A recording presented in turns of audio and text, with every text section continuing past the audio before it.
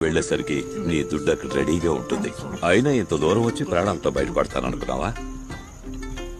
మనిషి అనేవాడు ఊపిరి తీసుకుంటా ఉన్నాడంటే వాడు బతుకున్నాడని లెక్క.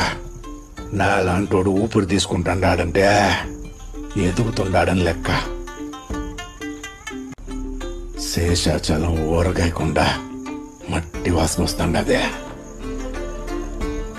ఈరోషి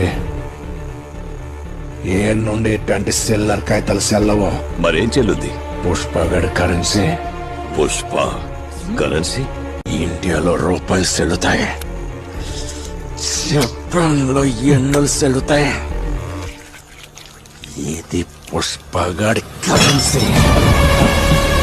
ఊగులలో ఏడున్న సెల్లుతే పైన దుడ్డు వస్తేనే దుడ్డు వస్తుంది.